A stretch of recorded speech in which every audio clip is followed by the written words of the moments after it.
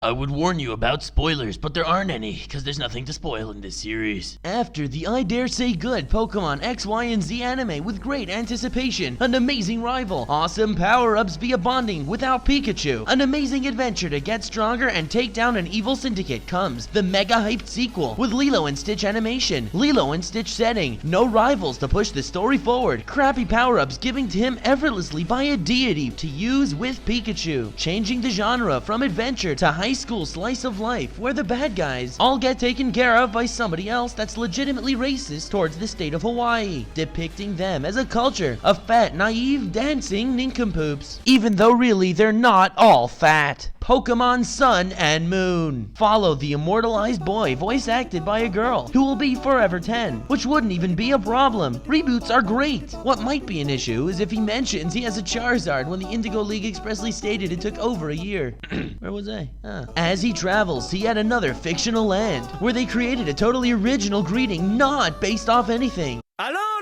And where they created tons of original new Pokemon without basing them off old ones. Finally realizing that showing children a show about a trusting 10-year-old boy's adventures alone around the country getting into pet fighting for money was a bad idea. With slight tweaks, they managed to fix the problem by having the bare minimum Pokemon battles and captures. I mean, Ash didn't even manage to capture the region's crappy flying type. And of course, the obligatory starters he got decided to join him by their own free will as partners, not as master and slave. Let's disregard that Pokemon League finalist Ash couldn't even nab the Alola version of a freaking Weedle. Instead of adventures, we follow Ash's daily life along with his platonic harem, the chubby fat kid stereotype, a self-centered geek, and the black dude stereotype, standoffish and quiet, as they have lots of fun doing what every 10-year-old wants to do. Go to school and do nothing there with friends. I mean, Jason's daily shining hunting streams are more productive time-wise and much more fun to watch. Luckily though, Team Rocket's Elite Squad is here to remind us that the good old Pokemon anime isn't dead, even though they got almost no screen time because they were kidnapped by a teddy bear. Still, they managed to capture more and stronger Alola Pokemon than Ash. In fact, they even beat him for the first time in history, with Beware being the most developed character in the entire series. The journey is reborn, where the trainers teach their Pokedex instead of vice versa, where Ash actually hasn't lost, despite zero training, where God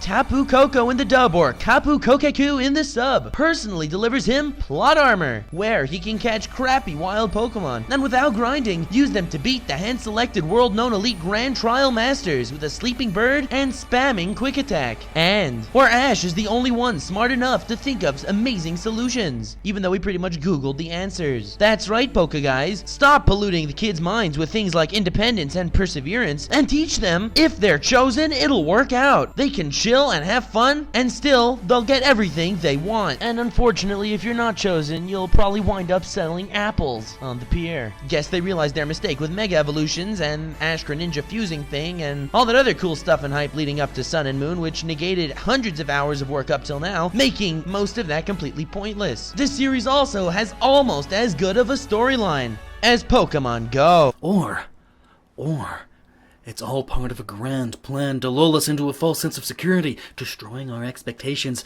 so they can add one small, seemingly insignificant piece to the puzzle, revolutionizing everything we know as Pokemon, and bringing it all together. It all comes together. And this is the perfect description of a difference between a critic and a theorist. Yeah, I like this guy. Let's be friends. Yeah, let's. Hey, I'll do the starring. You want to announce the title at the end? Sure. Starring Jaden Yuki, Jumba, Pleakley, Dr. Hamsterville, my new best friend, and he ran with it the YouTuber. His audience, knowledgeless Siri, an ultra beast of a letdown, team rapping gangsters, last remaining piece of childhood, the king of one-liners, the attention whore, the teddy from Danganronpa, of course it eats James, a bad trade for Brock, they needed a harem to make up for Misty, and Pikachu. No, Pikachu's the Gen 1 guy. This is new Pikachu. Oh, Pichu. No, No, Pichu's Gen 2. Plusle. No, that's Gen 3. Just why do you have to go through all of them? Pachirisu. But seriously, why does every gen have to have a crappy zappy rodent? Emolga. That's Gen 5. All right, one more. We'll bear through it. Dedini. All right, we're waiting. Just say the last one. The newest version of Yes. Karibo. Oh my God! Why do you do this to me? And all the genetically mutated Alola forms. Like, they readied it for winter. They gave it meth. They froze it. They threw it in the snow. They gave them hair. Frankenstein brought one back. They censored it like vomit. They made this one for the hentai dojin. If you got that, you're a sick bastard, by the way. They cremated its mom. And they put a watermelon in its face. Pokemon.